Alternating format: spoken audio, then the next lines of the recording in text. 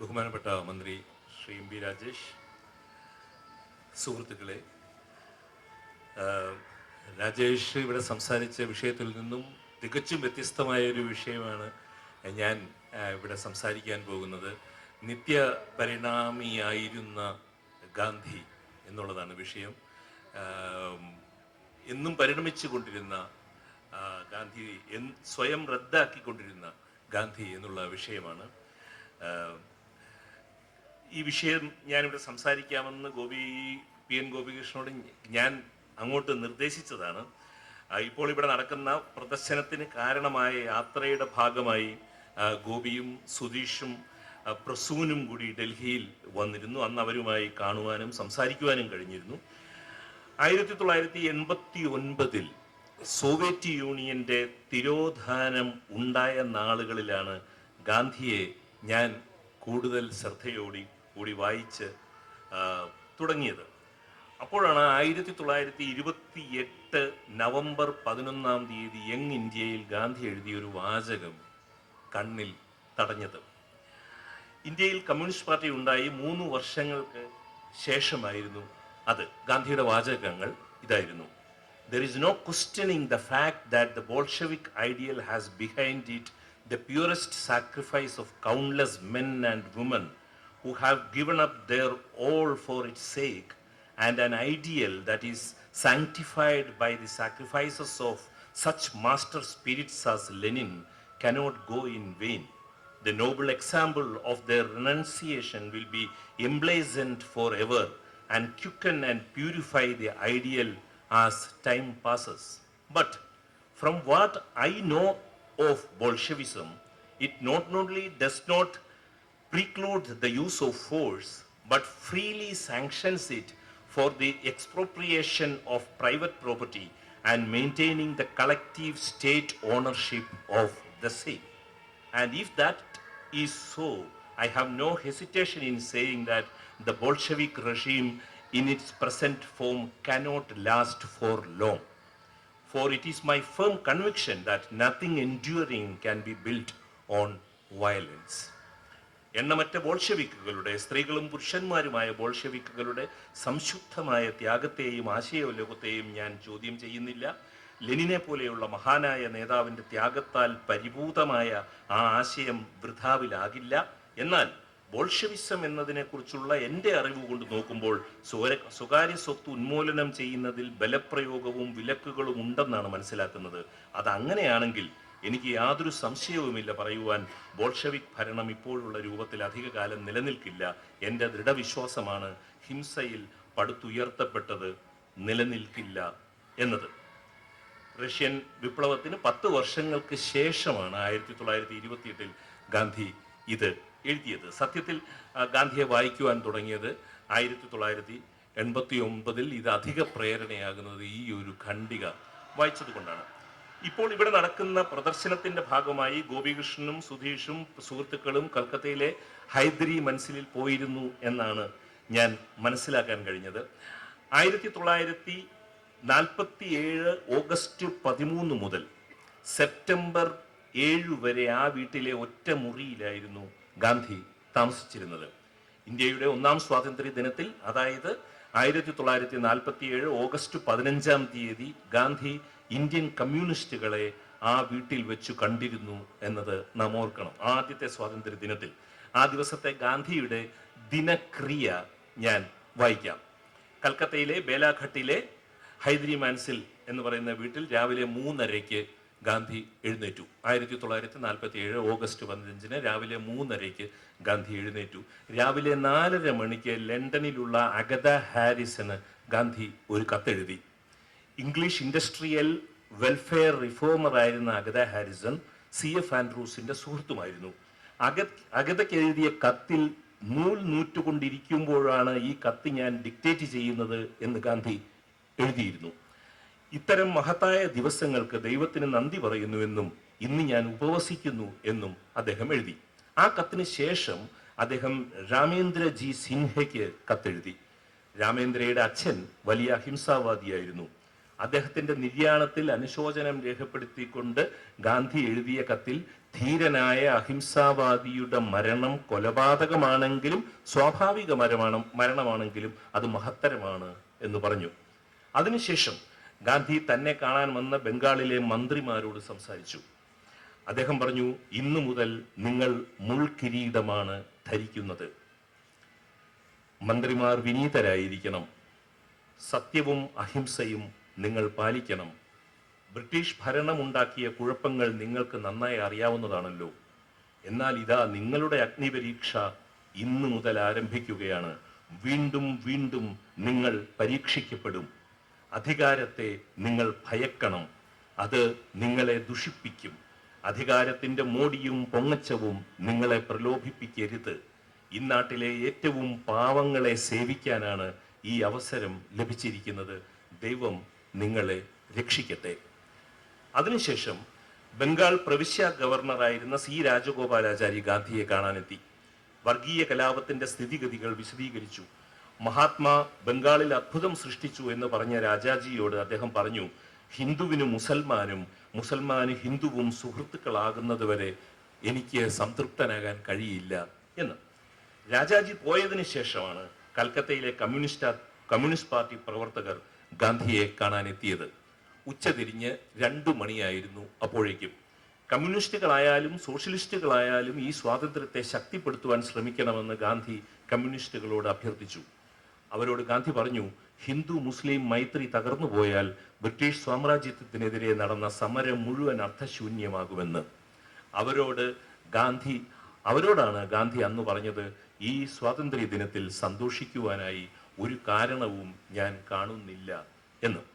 വൈകിട്ട് പ്രാർത്ഥനാ യോഗത്തിന് മുന്നേ ഗാന്ധി വിദ്യാർത്ഥികളെയും കണ്ടു. പാകിസ്ഥാനിലും ഇന്ത്യയിലും വ്യത്യസ്ത മതസ്ഥർ ഉണ്ടല്ലോ, അതിനാൽ മതത്തിന്റെ പേരിലുള്ള രാജ്യവിഭജനം എന്ന് ഇതിനെ പറയാൻ കഴിയില്ല എന്ന് കുട്ടികളോട് ഗാന്ധി പറഞ്ഞു. അതിനുശേഷമാണ് പതിവ് പ്രാർത്ഥനാ യോഗം നടന്നത്. ഹിന്ദുക്കളും മുസ്ലിങ്ങളും കൂട്ടം കൂട്ടമായി ഗാന്ധിയുടെ പ്രാർത്ഥനാ യോഗത്തിൽ വന്നു. അന്ന് കൽക്കത്തയിൽ ഹിന്ദുക്കളെ മുസ്ലിം പള്ളികളിൽ പ്രവേശിപ്പിച്ചു, മുസ്ലിങ്ങളെ ഹിന്ദു ക്ഷേത്രങ്ങളിൽ പ്രവേശിപ്പിച്ചു. ഗാന്ധി പ്രാർത്ഥനാ യോഗത്തിൽ പറഞ്ഞു, ഇത് ഖിലാഫത്ത് ദിനങ്ങളെ ഓർമ്മിപ്പിക്കുന്നു എന്ന്. ഗാന്ധിയിലെ നിത്യപരിണാമിയെ കുറിച്ചാണ് ഞാൻ ഇന്നിവിടെ സംസാരിക്കാൻ പോകുന്നത്. 1915 ഗാന്ധി തെക്കേ ആഫ്രിക്കയിൽ നിന്നും ഇന്ത്യയിലേക്ക് തിരിച്ചു വന്നത്. അക്കൊല്ലം ദ മദ്രാസ് മെയിൽ പത്രത്തിന് നൽകിയ ഒരു അഭിമുഖ സംഭാഷണത്തിൽ ഗാന്ധി ഇങ്ങനെ പറഞ്ഞു, 28 വർഷങ്ങൾ ഞാൻ ഇന്ത്യക്ക് പുറത്തായിരുന്നു. എൻ്റെ ആശയലോകം പൂർണ്ണമായും രൂപപ്പെട്ടത് ഇന്ത്യക്ക് പുറത്തു വെച്ചാണ്. അതിനാൽ ഇന്ത്യയിലെ ദൈനംദിന ജീവിതാവസ്ഥകളുമായി വ്യക്തിപരമായ ബന്ധം ഞാൻ സ്ഥാപിക്കേണ്ടതുണ്ട്. ഗോപാലകൃഷ്ണ ഗോഖലെയുടെ അഭിപ്രായത്തിൽ അത് സുപ്രധാനമാണ്. ഇന്ത്യ മുഴുവൻ കണ്ടിട്ടേ എന്തെങ്കിലും രാഷ്ട്രീയ അഭിപ്രായം പറയാവൂ എന്ന് ഗാന്ധിയെ ഉപദേശിച്ച ഗോപാലകൃഷ്ണ ഗോഖലെ ആ ഉപദേശം നൽകിയ 1915 തന്നെ അന്തരിച്ചിരുന്നു. എന്നാൽ ദ മദ്രാസ് മെയിലിൽ നൽകിയ അഭിമുഖത്തിലെ ഒരു വാചകത്തിന്റെ മേലെയാണ് ഇന്നത്തെ എൻ്റെ പ്രസംഗത്തിന്റെ ബാക്കി വാദങ്ങൾ ഞാൻ രൂപപ്പെടുത്തിയിരിക്കുന്നത്. അതിതാണ്, 28 വർഷങ്ങൾ ഞാൻ ഇന്ത്യക്ക് പുറത്തായിരുന്നു. എൻ്റെ ആശയലോകം പൂർണ്ണമായും രൂപപ്പെട്ടത് ഇന്ത്യക്ക് പുറത്തു വെച്ചാണ്. ഗാന്ധി ടോൾസ്റ്റോയെയും തോറോയെയും ജോൺ റസ്കിനെയും മാത്രമല്ല, ക്രിസ്തുവിനെയും ബുദ്ധനെയും ഭഗവത്ഗീതയെയും മാർക്സിനെയും ആഡം സ്മിത്തിനെയും മുഹമ്മദ് നബിയെയും സോക്രട്ടീസിനെയും മനസ്സിലാക്കിയത് ഇന്ത്യക്ക് പുറത്തിരുന്നാണ്. കിഴക്കിൻ്റെ സന്യാസ പാരമ്പര്യങ്ങളുടെ മഹത്വം പോലും ഗാന്ധി മനസ്സിലാക്കിയത് ഇന്ത്യക്ക് പുറത്തിരുന്നാണ്. അലാത ചക്രം എന്നത് ബൗദ്ധ ജൈന പാരമ്പര്യങ്ങളിലുള്ള ഒരു ഉപമാനമാണ്.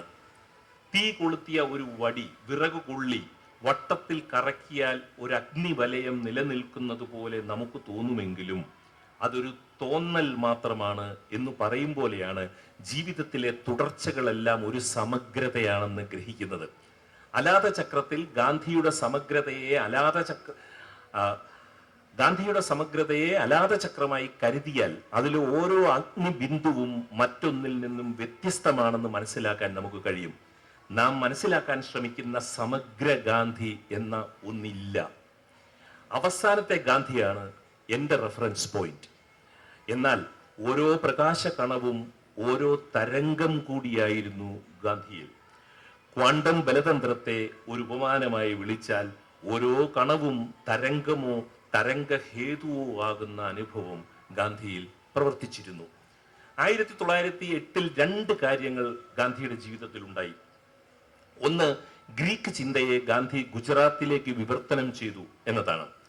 മറ്റൊന്ന്, റഷ്യയിലെ എസിയാന പൊല്യാനയിൽ ഇരുന്ന ലിയോ ടോൾസ്റ്റോയ് എന്ന എഴുത്തുകാരൻ വിവേകാനന്ദനെയും ഉപനിഷത്തുക്കളെയും കൃഷ്ണഗീതയെയും ആവോളം ഉദ്ധരിച്ച് അമേരിക്കയിലുള്ള ബംഗാളി വിപ്ലവകാരി താരക്നാഥ് ദാസിന് അയച്ച കത്തിന്റെ ഒരു പകർപ്പ്, a letter to a Hindu, the subjection of India, its cause and cure, അതിൻ്റെ ഒരു പകർപ്പ് കടൽ കടന്ന് തെക്കേ ആഫ്രിക്കയിൽ ഗാന്ധിയുടെ അടുത്തെത്തി എന്നതാണ്.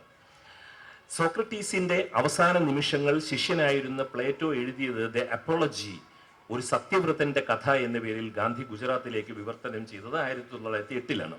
ടോൾസ്റ്റോയി ആകട്ടെ താരകനാഥ് ദാസിന് അയച്ച കത്തിൽ പറഞ്ഞു, ബ്രിട്ടീഷ് സാമ്രാജ്യത്വത്തെ സായുധ സമരം വഴി പരാജയപ്പെടുത്താൻ ഇന്ത്യക്കാകില്ല എന്നും കിഴക്കിലെ ഒരു സന്യാസിയുടെ നേതൃത്വത്തിൽ മാത്രമേ അത് സാധ്യമാകൂ എന്നും.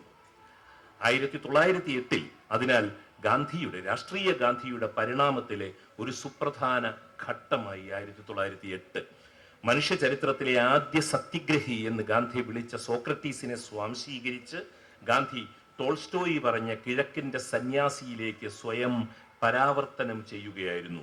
അത് അലാത ചക്രത്തിലെ ആദ്യ ബിന്ദുക്കളിലെ 2 മാത്രം. ബാക്കി സംഭവിച്ചത് ഇന്ത്യ ഉപഭൂഖണ്ഡത്തിലാണ്. ഒന്നാകട്ടെ സംഭവിച്ചത് വൈക്കത്തുമാണ്. ഗാന്ധി തെക്കേ ആഫ്രിക്കയിൽ നിന്നും ഇന്ത്യയിൽ തിരിച്ചെത്തിയതിന് ശേഷം 1925 വരെ നടത്തിയ സമരങ്ങളിലോ ഇടപെടലുകളിലോ ഹിന്ദു മതമോ ഹിന്ദു മുസ്ലിം സംഘർഷങ്ങളോ ഹിന്ദു മതത്തിലെ ജാതിയോ ഒരു വിഷയമായിരുന്നില്ല. 1916 ചമ്പാരൻ സമരം, 1918 ഖേഡ സത്യാഗ്രഹം, 1918 തന്നെ അഹമ്മദാബാദിലെ മിൽ സമരം, 1919 റൗലറ്റ് നിയമവിരുദ്ധ പ്രക്ഷോഭം, നിസ്സഹകരണ സമരത്തിന്റെ ആദ്യ 2 വർഷങ്ങൾ, 1921 ചിരാല സമരം എന്നിവയാണ് ഞാൻ സൂചിപ്പിക്കുന്നത്. ഇതിൽ ഒന്നിലും ഹിന്ദു മുസ്ലിം സംഘർഷങ്ങളോ ഹിന്ദു മതത്തിലെ ജാതിയോ ഒരു വിഷയമായിരുന്നില്ല. എന്നാൽ 1925 ഗാന്ധിയെ സംബന്ധിച്ചിടത്തോളം വളരെ സുപ്രധാനമായ ഒരു വർഷമായി മാറി. 1908 എന്നതുപോലെ 2 കാരണങ്ങളാലാണത്. ഒന്ന് സംഭവിച്ചത് റാവൽപിണ്ടിയിലും മറ്റൊന്ന് സംഭവിച്ചത് വൈക്കത്തും ആയിരുന്നു. മഹാത്മാഗാന്ധിയുടെ സമാഹൃത കൃതികളുടെ 26ാം വോള്യം 1925 ജനുവരി മുതൽ ഏപ്രിൽ മാസം വരെയുള്ള അദ്ദേഹത്തിന്റെ രചനകളും കത്തുകളുമാണ്. കളക്ടർ വോളിയംസിന്റെ 26th വോളിയം എന്ന് പറയുന്നത് 1925 ജനുവരി മുതൽ ഏപ്രിൽ വരെയുള്ള കുറച്ച് മാസങ്ങളിലെ അദ്ദേഹത്തിന്റെ രചനകളും കത്തുകളുമാണ്. അങ്ങനെയാണ് ഈ 100 വോളിയം ഉണ്ടായത്. അത്രമാത്രം എഴുതി ഗാന്ധി. വോളിയത്തിന്റെ മുഖവുരയിൽ ഇങ്ങനെ പറയുന്നുണ്ട്, ഫെബ്രുവരിയിൽ അദ്ദേഹം റാവൽപിണ്ടിയിൽ പോയിരുന്നു.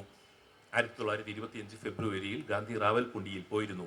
അവിടെ ഉണ്ടായിരുന്ന ഹിന്ദു അഭയാർത്ഥികൾ, കൊഹാത്തിൽ നിന്നെത്തിയ ഹിന്ദു അഭയാർത്ഥികളും റാവൽപിണ്ടി നഗരവാസികളായ മുസ്ലിങ്ങളും തമ്മിലുള്ള സംഘർഷത്തിൽ അയവ് വരുത്താനുള്ള ശ്രമങ്ങൾക്ക് വേണ്ടിയായിരുന്നു ഗാന്ധിയുടെ റാവൽപിണ്ടി സന്ദർശനം. അതിനുശേഷം തൊട്ടടുത്ത മാസം മാർച്ചിൽ അദ്ദേഹം തിരുവിതാംകൂറിലായിരുന്നു വൈക്കം സത്യഗ്രഹവുമായി ബന്ധപ്പെട്ട്. കൊഹാത്ത് എന്നത് ഇപ്പോൾ പാകിസ്ഥാനിലായി പോയ ഖൈബർ പഖ്തൂൺ പ്രവിശ്യയിലെ ഒരു നഗരമാണ്. പഖ്തൂണുകളുടെ ബംഗാഷ് വംശജർ തിങ്ങിപ്പാർക്കുന്ന ഇടം. 1921 സെൻസസ് പ്രകാരം അവിടെ 67.85% മുസ്ലിങ്ങളും 20.81% ഹിന്ദുക്കളും 7.68% സിഖുകാരും ഉണ്ടായിരുന്നു. 1921 തിരുവിതാംകൂറിലും സെൻസസ് നടന്നു. 40 ലക്ഷമായിരുന്നു തിരുവിതാംകൂറിലെ ജനസംഖ്യ. ഹിന്ദുക്കൾ 45%, ക്രിസ്ത്യാനികൾ 27%, മുസൽമാൻ 7%, ബാക്കി ജൂതർ, ബൗദ്ധർ, ജൈനർ, സ്വരാഷ്ട്രർ എന്നും കാണിച്ചിരിക്കുന്നു.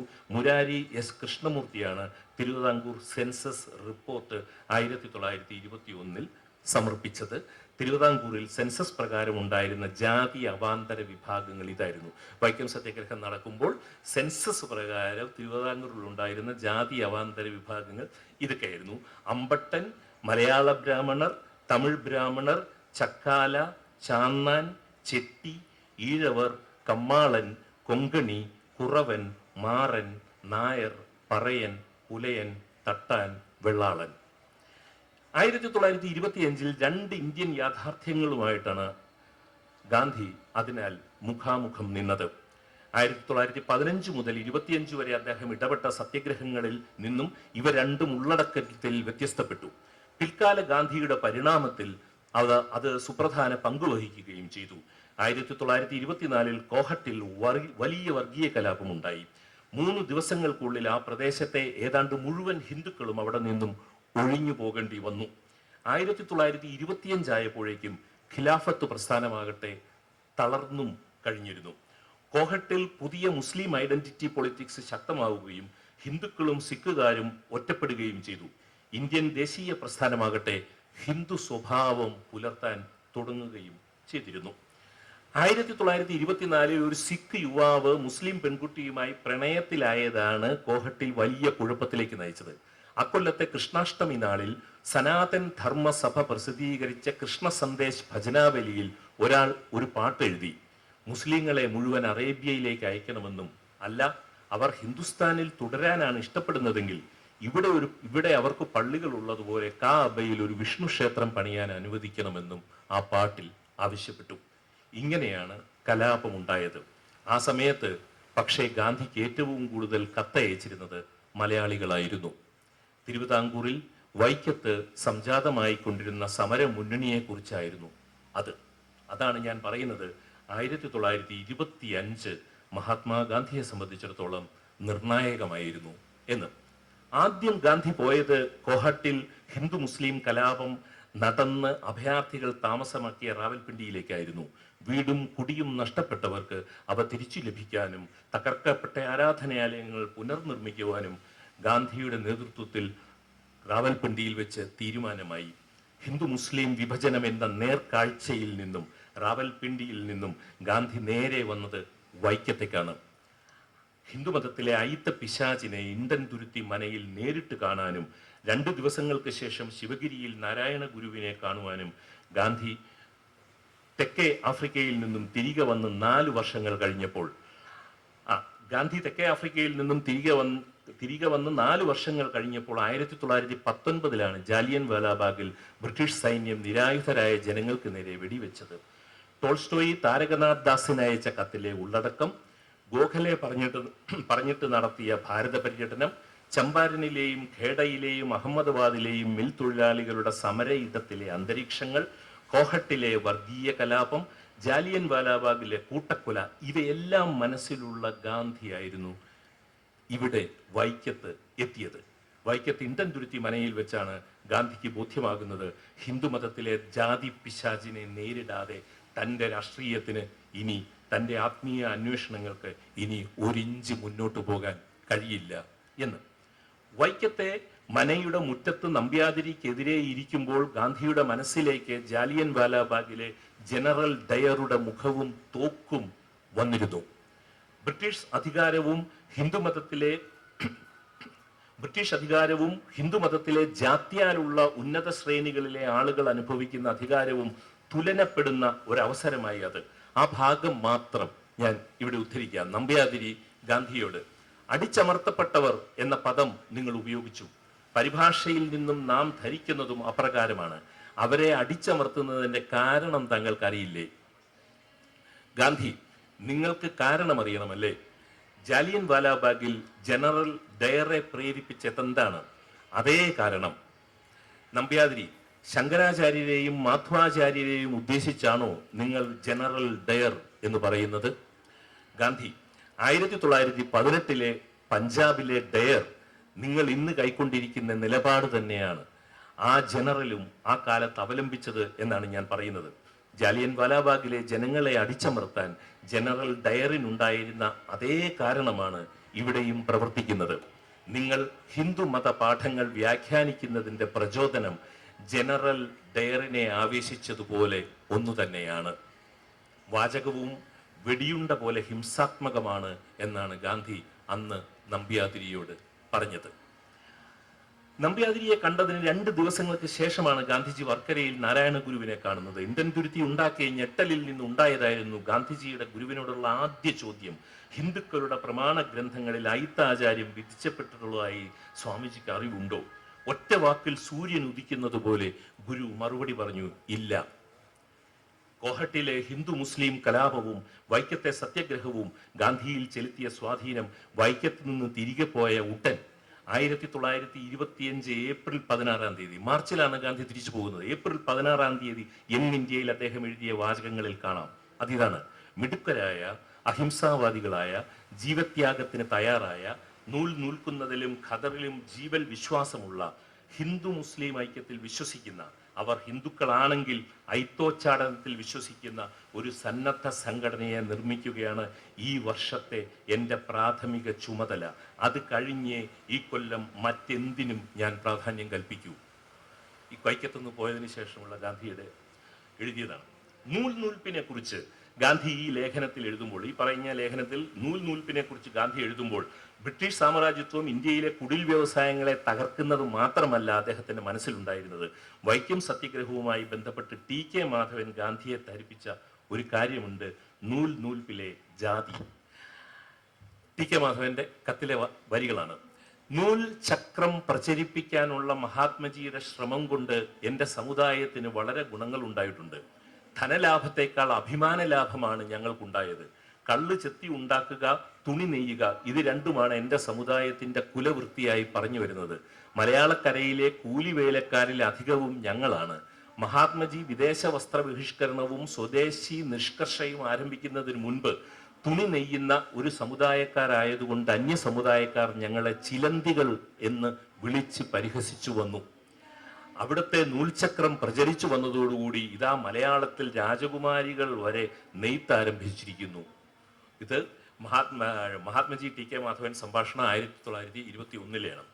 പിൽക്കാലത്ത് ചക്കയിൽ നൂൽ നൂൽക്കുമ്പോഴെല്ലാം ഗാന്ധിയിൽ മാധവൻ പറഞ്ഞ ചിലന്തിയുടെ ബിംബവും സജീവമായിരുന്നു. അങ്ങനെയാണ് ഗാന്ധി എന്ന അലാത ചക്രത്തിലെ അഗ്നിഗണങ്ങൾ ഓരോന്നും ഓരോ തരംഗമായി മാറിയത്. വൈക്കം സത്യാഗ്രഹത്തിന് 6 വർഷങ്ങൾക്ക് ശേഷമാണ് മഹാത്മാഗാന്ധി ഡോക്ടർ അംബേദ്കറിനോട് ആദ്യമായി സംസാരിക്കുന്നത് തന്നെ. അതിനു മുൻപൊരിക്കൽ ജിന്നയുടെ ഓഫീസിൽ വെച്ച് അവർ പരസ്പരം കണ്ടിട്ടുണ്ടായിരുന്നു. എങ്കിലും ഗാന്ധി അംബേദ്കറോട് ചോദിച്ചു, എന്താണ് കോൺഗ്രസിനോട് ഇത്രയും വലിയ അഭിപ്രായ വ്യത്യാസം? മാതൃഭൂമിക്ക് വേണ്ടിയുള്ള, സ്വരാജ്യത്തിന് വേണ്ടിയുള്ള സമരമല്ലേ ഇത്? അംബേദ്കറുടെ മറുപടി സൂക്ഷ്മമായിരുന്നു: എനിക്ക് ഹോംലാൻഡ് ഇല്ല. ഈ നാട്ടിലെ ഒരു അസ്പൃശ്യനും ഈ നാട് എന്നതിൽ അഭിമാനിക്കാൻ ഒന്നുമില്ല. അംബേദ്കർ ചോദിച്ചു, how can I call this land my own homeland and this religion my own, wherein we are treated worse than cats and dogs.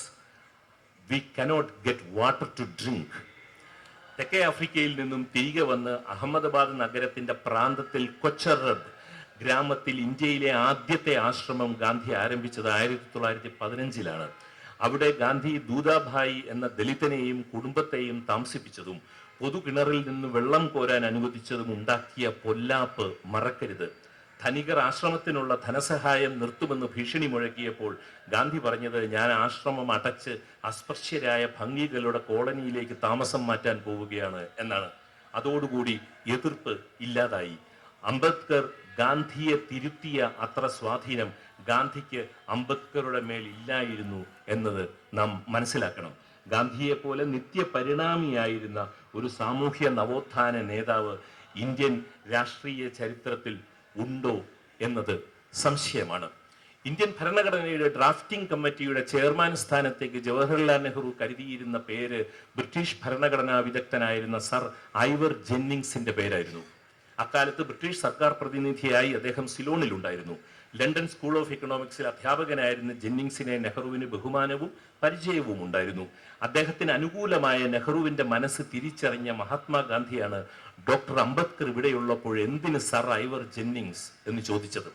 Indian ഭരണഘടന അവതരിപ്പിക്കപ്പെട്ടപ്പോൾ ഇതേ ജെന്നിങ്സ് പറഞ്ഞത്, too long, too rigid, too prolix, a damning indictment indeed എന്നാണ്. മറ്റൊന്നുകൂടി ഇവിടെ പറയാതെ വയ്യ. നമ്മൾ Indian ഭരണഘടനയുടെ 75-ാം വാർഷികം ആഘോഷിക്കുമ്പോൾ ജനിച്ച് 14-ാം വയസ്സിൽ കാലയവനികയ്ക്കുള്ളിൽ മറഞ്ഞ സിലോണിന്റെ ഭരണഘടന ഉണ്ടാക്കിയത് ഇതേ സർ ഐവർ ജെന്നിങ്സ് ആയിരുന്നു എന്നതുമാണ്. ഇതാണ് ഞാൻ നേരത്തെ പറഞ്ഞത്, അംബേദ്കർ ഗാന്ധിയെ പരിണമിപ്പിച്ച അത്രയും ഗാന്ധിക്ക് തിരികെ അംബേദ്കറെ സ്വാധീനിക്കാൻ കഴിഞ്ഞില്ല എന്നത്. തെക്കേ ആഫ്രിക്കയിൽ വെച്ച് ക്രിസ്തീയ മതചിന്തകർ ഗാന്ധിയിൽ ഉണ്ടാക്കിയ സ്വാധീനം, സ്റ്റോയിക് ചിന്തകരെ വായിച്ചറിഞ്ഞതിനാലുള്ള സ്വാധീനമെല്ലാം നമുക്കറിയാവുന്നതാണ്. വെറുതെയല്ല വിൽ ഡുറാന്റ് എഴുതിയത്, he did not mouth the name of Christ but acted as if he accepted every word on the Sermon on the Mount. Not since Saint Francis of Assisi has any life known to history been so marked by gentleness, disinterestedness, simplicity and forgiveness of enemies. വിശുദ്ധ Saint Francis of Assisi കഴിഞ്ഞാൽ ഭൂമുഖത്ത് ഗാന്ധിയെ പോലെ ഒരു ക്രിസ്ത്യാനി ഉണ്ടായിട്ടില്ല എന്നാണ് will Durant പറഞ്ഞത്. നമുക്കറിയാം, ബിഥോവനിലും ക്രിസ്തുവിലും മാത്രം താല്പര്യമുണ്ടായിരുന്ന മദലൈൻ സ്ലെയ്ദ് എന്ന ബ്രിട്ടീഷ് യുവതി ഗാന്ധിയിലേക്ക് എത്തിയ ചരിത്രം. മദലൈൻ സ്ലെയ്ദിന് ബിഥോവനിൽ മാത്രമേ താല്പര്യമുണ്ടായിരുന്നുള്ളൂ. ബിഥോവനെ കേൾക്കുമ്പോൾ ക്രിസ്തുവിനെ അനുഭവിക്കുന്നു എന്നാണ് മദലൈൻ സ്ലെയ്ദ് പറഞ്ഞിരുന്നത്. അപ്പോഴാണ് റൊമൈൻ റോളാൻഡിനെ കാണാൻ വേണ്ടി, റൊമൈൻ റോളാൻഡ് ബിഥോവന്റെ ബയോഗ്രഫി എഴുതിയത് വായിച്ചിട്ട് റൊമൈൻ റോളാൻഡിനെ കാണാൻ വേണ്ടി മദലൈൻ സ്ലെയ്ദ് എന്ന് പറയുന്ന കൗമാരക്കാരി, യൗവനത്തിന്റെ ആരംഭത്തിലുള്ള മദലൈൻ സ്ലെയ്ദ് പോയി കാണുകയാണ്. അപ്പോൾ ക്രിസ്തുവിനെയാണ് ഞാൻ അനുഭവിക്കുന്നത് ബിഥോവനെ കേൾക്കുമ്പോൾ എന്ന് പറയുമ്പോൾ റൊമൈൻ റോളൻഡ് പറഞ്ഞു, ക്രിസ്തുവിനെ അനുഭവിക്കുവാൻ ബിഥോവനെ കേൾക്കണമെന്നില്ല, ഇന്ത്യയിൽ ജീവിച്ചിരിക്കുന്ന ക്രിസ്തുവിൻ്റെ അടുക്കൽ പോയി ജീവിക്കാൻ പറഞ്ഞിട്ടാണ് മദലൈൻ സ്ലെയ്ദ് ഇന്ത്യയിലേക്ക് വരുന്നതും നമുക്കറിയാവുന്ന മീരാബെൻ ആയി മാറുന്നതും. ഗാന്ധി കൊല്ലപ്പെട്ടതിന് ശേഷം 6 or 7 മാസം മാത്രമേ മീരാബെൻ ഇന്ത്യയിൽ ജീവിച്ചിട്ടുള്ളൂ. അതിനുശേഷം എന്താണ് മീരാബെൻ ചെയ്തത് എന്ന് ആലോചിക്കണം. മീരാബെൻ സ്വന്തം നാടായ ഇംഗ്ലണ്ടിലേക്കല്ല തിരിച്ചുപോയത്. ബിഥോവൻ അന്തരിച്ച വിയന്നയുടെ പ്രാന്തപ്രദേശത്തുള്ള ബിഥോവൻ അന്തരിച്ച ഒരു ഗ്രാമത്തിൽ പോയി ആരോടും സംസാരിക്കാതെ ഒറ്റയ്ക്ക് താമസിച്ച് ബിഥോവന്റെ സംഗീതം കേട്ട് മരിക്കുകയായിരുന്നു. ഈ സംഗീതത്തിൽ നിന്നും, ബിഥോവന്റെ സംഗീതത്തിൽ നിന്നും ക്രിസ്തുവിലൂടെ ഗാന്ധിയിലേക്ക് വന്നിട്ട് തിരിച്ച് ബിഥോവന്റെ സംഗീതത്തിലേക്ക് തിരിച്ചു പോയതാണ് ഈ മീരാബെൻ എന്നുള്ളത് ഞാൻ ആനുഷംഗികമായിട്ട് സൂചിപ്പിച്ചതേ ഉള്ളൂ. ഡെറിക് ബോൺഹോഫർ എന്ന ക്രിസ്ത്യൻ പുരോഹിതൻ, ജർമ്മൻ ലൂഥറൻ പുരോഹിതൻ 1930-കളിൽ യൂറോപ്പിൽ നാസി ജർമ്മനിക്കെതിരെ ക്രിസ്തീയ ധാർമ്മികതയുടെ പേരിൽ പ്രവർത്തിച്ച ഒരു പുരോഹിതനായിരുന്നു അദ്ദേഹം. 1930, അതായത് മുഴുവൻ ക്രിസ്തുമതവും ക്രിസ്തീയ പുരോഹിതന്മാരും ഹിറ്റ്ലറുടെ കൂടെ പോയപ്പോൾ ഇതാ ഒരു പുരോഹിതൻ ഹിറ്റ്ലർക്കെതിരെ നിൽക്കുകയായിരുന്നു. ലൂഥറൻ പുരോഹിതൻ ഈ ബോൺഹോഫർ ഹിറ്റ്ലർക്കെതിരെ നിൽക്കുകയും 1934 അവിടെ നിന്നും മഹാത്മാഗാന്ധിക്ക് ഒരു കത്തെഴുതുകയാണ് ഈ ബോൺഹോഫർ. അതിൽ അദ്ദേഹം പറഞ്ഞിരിക്കുന്ന വാചകമാണ് ഏറ്റവും ശ്രദ്ധിക്കേണ്ടത്. യൂറോപ്പിലെ ക്രിസ്തീയത ഇല്ലാതാവുകയാണ്. യൂറോപ്പിലെ ക്രിസ്തീയതയെ രക്ഷിക്കാൻ എന്തെങ്കിലും ചെയ്യാൻ കഴിയുന്നത് താങ്കൾക്ക് മാത്രമാണ് എന്ന് ഗാന്ധിക്ക് ജർമ്മനിയിൽ നിന്നും ഹിറ്റ്ലറുടെ മൂക്കിന് താഴെ ഇരുന്ന് ഈ പുരോഹിതൻ കത്തെഴുതുകയും അതിനുശേഷം ആ കത്തെഴുതി 1943 ഹിറ്റ്ലർ അദ്ദേഹത്തെ ഫ്ലോസൻബർഗ് കോൺസെൻട്രേഷൻ ക്യാമ്പിൽ അടയ്ക്കുകയാണ് ഈ പുരോഹിതൻ. അതിന് തൊട്ട് മുമ്പ്, കോൺസെൻട്രേഷൻ ക്യാമ്പിന് പോകുന്നതിന് തൊട്ട് മുമ്പ് ഗാന്ധിക്ക് 2ാമത്തെ കത്ത് അയക്കുകയും ആ കത്തിന് ഗാന്ധി അയച്ച മറുപടി ആ പുരോഹിതന് ലഭിച്ചില്ല. 2 കത്തുകൾ ഗാന്ധിക്ക് ലഭിക്കുകയും ഗാന്ധി അയച്ച ഒരു മറുപടി മാത്രം. അപ്പോഴേക്കും അദ്ദേഹം കോൺസെൻട്രേഷൻ ക്യാമ്പിലേക്ക് പോയിരുന്നു. അദ്ദേഹം പറഞ്ഞിരുന്നു, യൂറോപ്പിലെ ക്രിസ്തീയതയെ രക്ഷിക്കുവാൻ താങ്കൾക്ക് മാത്രമേ കഴിയൂ എന്ന്. അലി സഹോദരന്മാരും മൗലാന ആസാദും ഖാൻ അബ്ദുൽ ഗഫർ ഖാനും ഗാന്ധിയിൽ ഉണ്ടാക്കിയ പരിണാമം എത്ര വലുതായിരുന്നു. മെക്കയിൽ ജനിച്ച് ഏറ്റവും സംശുദ്ധനായ ഇസ്ലാമായി ജീവിച്ച മഹാപണ്ഡിതനായിരുന്ന മൗലാന അബുൽ കലാം ആസാദ് ഗാന്ധി ഒരു മുസ്ലിം അല്ല എങ്കിൽ പിന്നെ ആരാണ് മുസ്ലിം എന്ന് ചോദിച്ചതിനെ നാം എങ്ങനെയാണ് വ്യാഖ്യാനിക്കേണ്ടത്?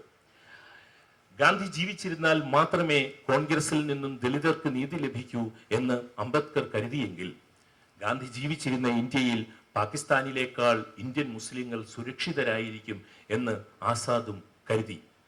സ്വന്തം മുറിയിൽ ആരെയും പുകവലിക്കുവാൻ അനുവദിക്കാതിരുന്ന ഗാന്ധി ആ മുറിയിൽ, സ്വന്തം മുറിയിൽ ആസാദിനു വേണ്ടി മാത്രം എന്നും ഒരു ആഷ്ട്രേ കരുതിയിരുന്നു. ആസാദിലെ കവിയെ ഗാന്ധി ഇഷ്ടപ്പെട്ടിരുന്നു. ഗാന്ധി പിൽക്കാല ജീവിതത്തിൽ മനസ്സാ സ്വീകരിച്ച ഒരു ആസാദ് ഖണ്ഡിക ഞാനിവിടെ വായിക്കാം. A majority of 90 lakhs Indian Muslims who are descendants of the earlier inhabitants of India are in no sense other than the sons of the soil with the Dravidian and the Aryan, and have as much right to be reckoned among the earliest settlers of this common land. The nationals of different countries cannot divest themselves of their nationality merely by embracing one or another faith. In its universal sweep, Islam, the faith, can run in and out of as many nationalities and regional cultures as may be found in the world. ഇത് Azad speeches of ആസാദിലെ 49-ാം പേജിലുള്ളതാണ്. ഈ വിൽഡുറാൻഡ് പറഞ്ഞതുപോലെ തന്നെ ഒരു വാചകം ഖാൻ അബ്ദുൽ ഗാഫർ ഖാനും പറഞ്ഞിട്ടുണ്ട് എന്നുള്ളതാണ്. ഞാൻ കണ്ടിട്ടുള്ളതിൽ വെച്ച് ഏറ്റവും വലിയ മുസ്ലിം മഹാത്മാഗാന്ധിയാണ് എന്ന് ഖാൻ അബ്ദുൽ ഗാഫർ ഖാൻ പറഞ്ഞു. അതുകൊണ്ടാണ് നവഖലിയിൽ, ഇപ്പോൾ ഗോപിയൊക്കെ പോയിരുന്നതാണ്, നവഖലിയിൽ ഗാന്ധിയുടെ കൂടെ ഉണ്ടായിരുന്നത് സുചേത കൃപ്ലാനിയും ഒക്കെ ആയിരുന്നെങ്കിൽ ബേലയിൽ, ബീഹാറിൽ ഹിന്ദുക്കൾ മുസ്ലിങ്ങളെ കൊല്ലുന്ന ബേലയിൽ മഹാത്മാഗാന്ധി കൂടെ കൊണ്ടുപോയിരുന്നത് ഖാൻ അബ്ദുൽ ഗാഫർ ഖാനെയായിരുന്നു. ഓരോ വീട്ടിലും, ഓരോ ഹിന്ദു വീടുകളിലും ചെന്നിട്ട് ഗാന്ധി പറയുകയായിരുന്നു, നിങ്ങൾക്ക് കൊല്ലേണ്ടത് മുസ്ലിമിനെയല്ലേ, ഇതാ ഞാനൊരു മുസ്ലിമാണ്, എന്നെ ആദ്യം കൊല്ലൂ എന്ന് ഗാന്ധി പറയുകയാണ്. ഖാൻ അബ്ദുൽ ഗാഫർ ഖാന്റെ തോളത്ത് കൈയിടാൻ പറ്റൂലായിരുന്നു. ചരിത്രത്തിലും ശാരീരികമായും ഗാന്ധിയേക്കാൾ ഉയരമുണ്ടായിരുന്നു ഖാൻ അബ്ദുൽ ഗാഫർ ഖാൻ എന്ന് വിശ്വസിക്കുന്ന ഒരാളാണ് ഞാൻ. അതുകൊണ്ട് ഒരിക്കലും ഗാന്ധിക്ക് ഖാൻ അബ്ദുൽ ഗാഫർ ഖാന്റെ തോളിൽ കൈയിടാൻ കഴിയില്ലായിരുന്നു. കേരളത്തിലെ മുസ്ലിങ്ങളും ഗാന്ധിയും എന്നത് വിശദമായ പഠനം ആവശ്യപ്പെടുന്ന ഒരു മേഖലയാണ്. കേരളത്തിലെ സാമാന്യ ജനം ഗാന്ധിയെ അറിഞ്ഞു തുടങ്ങുന്നതിന് മുൻപ് തന്നെ അറബ് സ്രോതസ്സുകളിൽ കൂടി അൽ മനാർ തുടങ്ങിയ പ്രസിദ്ധീകരണങ്ങളിലൂടെ ഗാന്ധിയൻ ആദർശങ്ങളെ മനസ്സിലാക്കിയ ആളായിരുന്നു വക്കം മൗലവിയൊക്കെ. അന്ന് ആഗോളമായിട്ട് ഗാന്ധി എടുക്കുന്ന ബ്രിട്ടീഷ് സാമ്രാജ്യത്വത്തിനെതിരെയുള്ള പൊസിഷൻസിനെ ആഗോളമായിട്ടുള്ള ഇസ്ലാമിക് പ്രസിദ്ധീകരണങ്ങൾ ശ്ലാഘിക്കുകയും ഗാന്ധിയോടൊപ്പം നിൽക്കുകയും ചെയ്യുന്ന ഒരു സാഹചര്യത്തിൽ അറബ് സോഴ്സസിൽ നിന്നും വായിച്ച മുസ്ലിങ്ങൾ കേരളത്തിൽ ഉണ്ടായിരുന്നു എന്നുള്ളതാണ് പറയുന്നത്. ഇന്നത്തെ എൻ്റെ ഈ പ്രഭാഷണത്തിനെ കുറിച്ച് ഞാൻ മഹാത്മാഗാന്ധി സർവകലാശാലയിലെ ഗാന്ധിയൻ സ്റ്റഡീസ് തലവനായ പ്രൊഫസർ ഇല്യാസുമായി കഴിഞ്ഞ ദിവസം സംസാരിക്കുകയായിരുന്നു. അപ്പോൾ അദ്ദേഹം പറഞ്ഞ ചില കാര്യങ്ങളുണ്ട്. ഒന്ന്, ഈ കെ എം മൗലവിയെ പോലെ, അല്ലെങ്കിൽ ഗാന്ധി വൈക്കം സത്യാഗ്രഹത്തിന് ഇവിടെ വന്നപ്പോൾ വക്കം മൗലവി 5 മിനിറ്റാണ് കണ്ടത്. പക്ഷേ പ്രധാനപ്പെട്ട ഇവിടെ ഇന്ത്യയിലെ മുസ്ലിം പണ്ഡിതരെയോ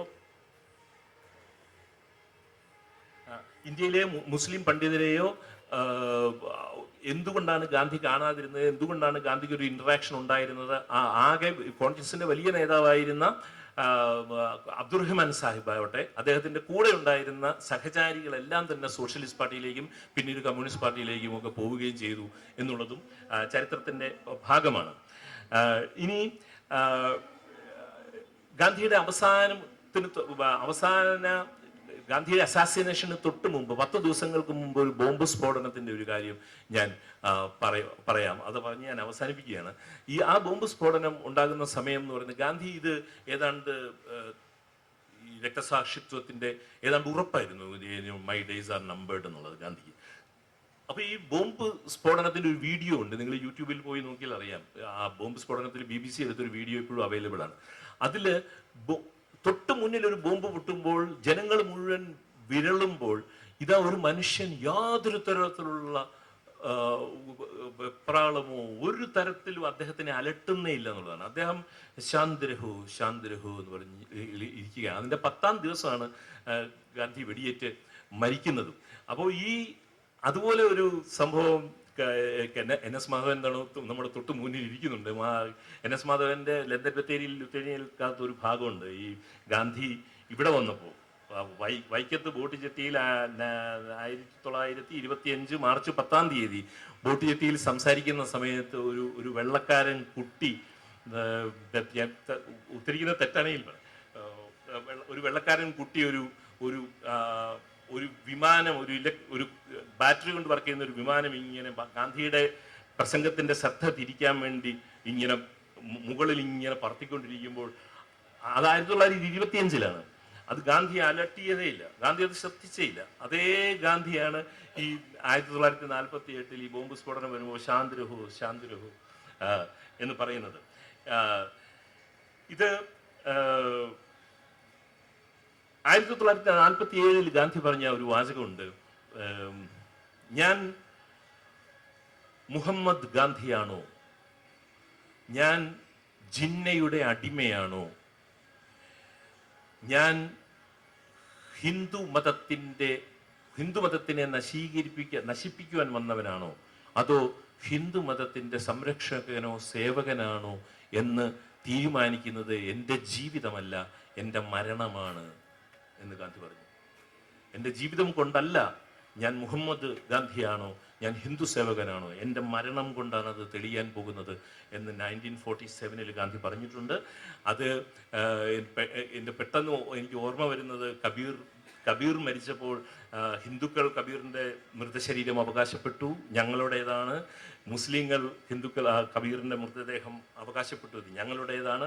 ഈ തർക്കത്തിനുള്ളിൽ ഈ മൃതദേഹം ഏറ്റെടുക്കുവാൻ വേണ്ടി ചെല്ലുമ്പോൾ ആ ചാദറിൻ്റെ അകത്ത് മൃതദേഹം ഇല്ലായിരുന്നു, കുറെ പനിനീർ പൂക്കൾ മാത്രമേ ഉണ്ടായിരുന്നുള്ളൂ എന്നും ഹിന്ദുക്കൾ പകുതിയും മുസ്ലിങ്ങൾ പകുതിയും എടുത്തുകൊണ്ടുപോയി എന്നുള്ളതാണ്. കേരളത്തിനെ സംബന്ധിച്ചിടത്തോളം എന്നെ ഏറ്റവും കൂടുതൽ ആഹ്ലാദിപ്പിക്കുന്നത് ഗാന്ധിയെ സംബന്ധിച്ചിടത്തോളം കുറച്ച് റോസാപ്പൂവുകൾ കമ്മ്യൂണിസ്റ്റുകാരും കൂടി ഇപ്പോൾ എടുക്കുന്നുണ്ട് എന്നുള്ളതാണ്. അത് ഒരു ആഹ്ലാദത്തിന് വരുന്ന കാര്യമാണ്. ഞാൻ ഒരു അനക്ഡോട്ട് മാത്രം പറഞ്ഞിട്ട് നിർത്തുകയാണ്. ആചാര്യ കലേർക്കർ, കാക്ക കലേർക്കർ എന്ന് പറയുന്ന ഗാന്ധിയുടെ ശിഷ്യൻ 1915 സബർമതിയിൽ ആശ്രമം ഉണ്ടായപ്പോൾ തന്നെ ഗാന്ധിയുടെ കൂടെ താമസിച്ചിരുന്ന കാക്ക കലേർക്കർ ഒരു ദിവസം ഈ ഗരിസപ്പ എന്ന് പറയുന്ന വലിയ വാട്ടർഫോൾസ് കാണാൻ വേണ്ടി ഗാന്ധിയെ വിളിക്കുന്നുണ്ട് തുംഗഭദ്രയുടെ തീരത്ത്. അപ്പോൾ അദ്ദേഹത്തിനോട് പറയുകയാണ്, നമുക്ക് ഈ വെള്ളച്ചാട്ടം കാണാൻ പോകാം. അപ്പോൾ ഗാന്ധി പറഞ്ഞു, ഞാനൊരു മിഷന് വേണ്ടി ഇറങ്ങി തിരിച്ചതാണ്. ഇന്ത്യയിലെ ജനങ്ങൾക്ക് സ്വാതന്ത്ര്യം കിട്ടുന്നത് വരെ, ഇന്ത്യയിലെ ജനങ്ങൾക്ക് സ്വാതന്ത്ര്യം കിട്ടി സ്വസ്ഥമായി ഉറങ്ങുന്നത് വരെ വെള്ളച്ചാട്ടം തുടങ്ങിയ നയനാനന്ദകരമായ കാഴ്ചകൾ കാണുവാൻ എൻ്റെ മനസ്സെന്നെ അനുവദിക്കില്ല. താങ്കൾ പോയി കണ്ടിട്ട് വരൂ എന്ന് പറഞ്ഞു. അപ്പോൾ ഈ കാക്ക കലേർക്കർക്ക് അത് ഇഷ്ടപ്പെട്ടില്ല. കാക്ക കലേർ പറഞ്ഞു, നയാഗ്ര എന്ന് പറഞ്ഞ് യൂറോപ്യൻസ് എല്ലാം ഇങ്ങനെ പറഞ്ഞു നടക്കുമ്പോൾ നയാഗ്രയേക്കാൾ 3 ഇരട്ടി ഉയരമുള്ളതാണ് ഗർസപ്പ വാട്ടർഫോൾസ്. അത് താങ്കൾക്ക് പോലും അത് കാണാൻ തയ്യാറാകുന്നില്ലെങ്കിൽ പിന്നെ ആര് പോയി കാണും എന്ന് ചോദിക്കുമ്പോൾ ഗാന്ധിയുടെ ഒരു മറുപടിയുണ്ട്, അതിലും എത്രയോ മുകളിൽ നിന്നാണ് മഴത്തുള്ളി വരുന്നത് എന്ന്. Thank you.